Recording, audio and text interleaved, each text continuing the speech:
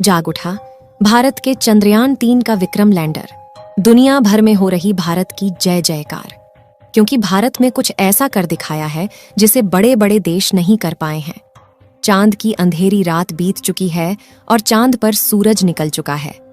अब लोगों की मन में सवाल उठने लगा है कि क्या चंद्रयान-3 जाग चुका है, क्योंकि हमारे इसरो के वैज्ञानिकों ने 2 सितंबर के दिन इसके प्रज्ञान रोवर को और 4 सितंबर के दिन विक्रम लैंडर को गहरी नींद में सुला दिया था।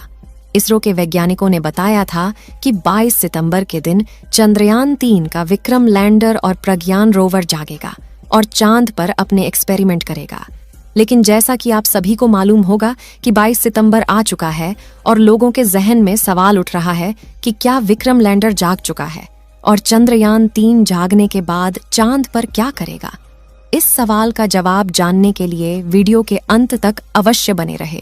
इसरो के वैज्ञानिकों ने चंद्रयान-3 के विक्रम लैंडर और प्रज्ञान रोवर को इस तरीके से पार्क किया था कि जैसे चांद पर सुबह हो और सूरज की किरण चांद की धरती पर पड़े तो प्रज्ञान रोवर और विक्रम लैंडर के सोलर पैनल पर रोशनी पड़ सके, जिससे कि दोबारा चार्ज हो जाए और फिर से अपने एक्सपेरिमेंट को पूरा करें। चांद के दक्षिणी ध्रुव पर 4 सितंबर के दिन रात होना शुरू हो गई थी। जैसा कि आपको मालूम होगा कि चांद पर पृथ्वी के 14 दिन के बराबर 1 रात और 1 दिन होता है। चांद पर रात 14 दिनों तक होने के कारण चांद की धरती का तापमान काफी ज्यादा घट जाता है, यानी कि रात के समय चांद का तापमान लगभग -250 डिग्री सेल्सियस तक पहुंच जाता है और -250 डिग्री सेल्सियस तापमान के कड़ाके की ठंड में किसी भी इलेक्ट्रिक इंस्ट्रूमेंट का काम कर पाना संभव नहीं है। इसलिए इसरो के वैज्ञानिकों ने विक्रम लैंडर और प्रज्ञान रोवर को स्लीप मोड में डाल दिया था। चांद की कड़कती ठंड से बचने के लिए विक्रम लैंडर और प्रज्ञान रोवर को काफी ज्यादा इंसुलेटर जैसे पदार्थ का इस्तेमाल करके बनाया गया था, जिससे कि चांद पर पड़ने वाली कड़ाके की ठंड से चंद्रयान-3 के विक्रम लैंडर और प्रज्ञान रोवर पर ज्यादा असर न पड़े और वह सुरक्षित बने रहे, ताकि दोबारा से जब चांद पर सुबह हो तो ये दोबारा से काम कर सकें। विक्रम लैंडर और प्रज्ञान रोवर की बैटरी को चार्ज होने में कम से कम 3 दिन का समय लगता है। आप सोच रहे होंगे कि 22 सितंबर के दिन चांद पर सूरज उगा है तो लगभग 25 सितंबर तक उसकी बैटरी फुल चार्ज हो जाएगी और उसके बाद ही यह अपनी गहरी नींद से जागेंगे। लेकिन ऐसा बिल्कुल भी नहीं है।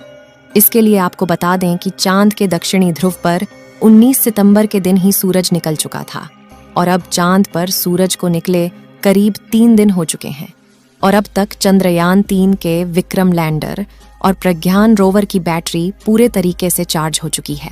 विक्रम लैंडर और प्रज्ञान रोवर की बैटरी चार्ज होने के बाद बारी आती है वैज्ञानिकों को विक्रम लैंडर तक रेडियो सिग्नल भेजने की।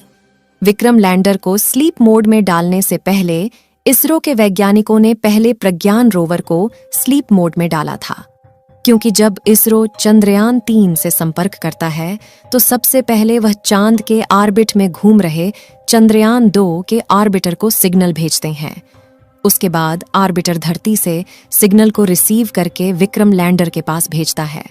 ऐसे में विक्रम लैंडर को पहले बंद नहीं किया जा सकता था, इसलिए प्रज्ञान रोवर को स्लीप मोड में डालने के बाद विक्रम लैंडर के सारे आउटपुट सिग्नल को बंद कर दिया गया था, लेकिन उसके रिसीवर को चालू रखा गया था, जिससे जब चांद पर सुबह हो और उसकी बैटरी पूरी तरीके से चार्ज हो जाए तो जब वैज्ञानिकों के द्वारा रेडियो सिग्नल भेजा जाए, उसके बाद धरती से भेजे गए रेडियो सिग्नल को रिसीव करके जाग जाए और उसके बाद प्रज्ञान रोवर को भी जगा दे।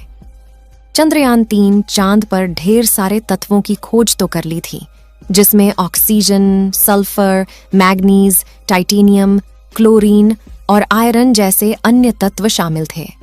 प्रज्ञान रोवर ने चांद पर लेजर डिटेक्शन के द्वारा ऑक्सीजन की खोज तो कर ली थी, लेकिन हाइड्रोजन की खोज कर पाना बाकी था। जैसा कि आपको मालूम होगा कि पानी हाइड्रोजन और ऑक्सीजन से मिलकर बना होता है।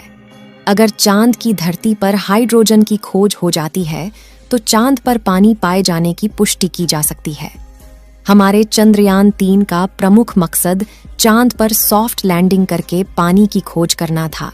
आज के दिन वैज्ञानिकों के द्वारा विक्रम लैंडर के पास रेडियो सिग्नल को भेजा जाएगा।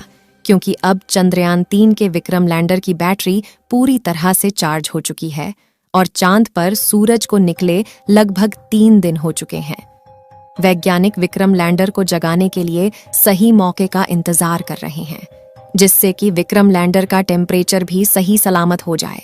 जैसा कि हमने बताया कि चांद के दक्षिणी ध्रुव का रात में तापमान -250 डिग्री सेल्सियस पहुंच जाता है और अभी चांद पर सुबह हुए केवल 3 दिन हुआ है और अब 14 दिनों तक सूरज निकला रहेगा। इस बार प्रज्ञान रोवर और विक्रम लैंडर 500 मीटर की दूरी तक जाकर चांद की अलग अलग जगह का डाटा इकट्ठा करके वैज्ञानिकों तक जानकारी भेजेगा। जब वैज्ञानिकों ने चंद्रयान-3 लैंडर और रोवर को स्लीप मोड में डाला था, तो उसकी जगह को चेंज करके एक समतल जगह पर किया गया था, जिससे कि सूरज की रोशनी उनके सोलर पैनल पर पूरी तरीके से पड़ सके। विक्रम लैंडर में 3 सोलर पैनल लगाए गए हैं, जिससे कि अगर सूरज की रोशनी का एंगल तिरछा भी रहता है तो किसी भी एंगल से किसी न किसी सोलर पैनल पर उसकी रोशनी पड़ती रहेगी और वह चार्ज होता रहेगा। लेकिन प्रज्ञान रोवर में केवल एक ही सोलर पैनल का इस्तेमाल किया गया है, जिससे उसकी दिशा को सही रखना काफी ज्यादा जरूरी होता है।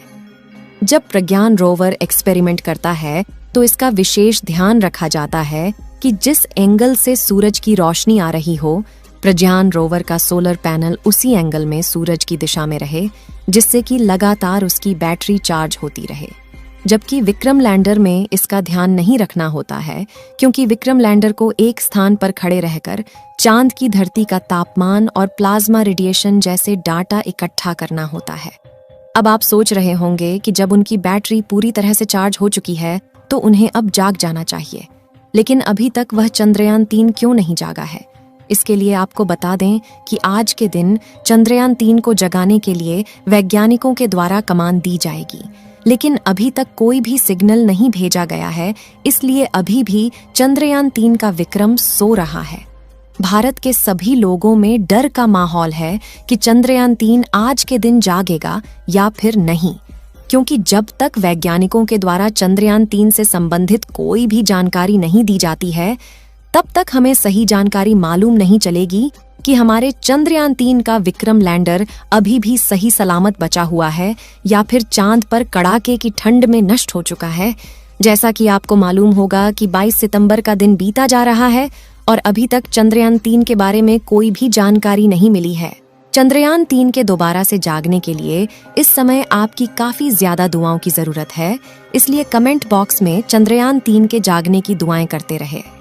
इस वीडियो को एक लाइक जरूर करें और अपने मित्रों तक इस वीडियो को शेयर करें, ताकि उन्हें भी जानकारी मिल सके, और अपने भरोसेमंद चैनल को सब्सक्राइब जरूर करें और बेल आइकन को ऑल पर सिलेक्ट करना बिल्कुल ना भूलें।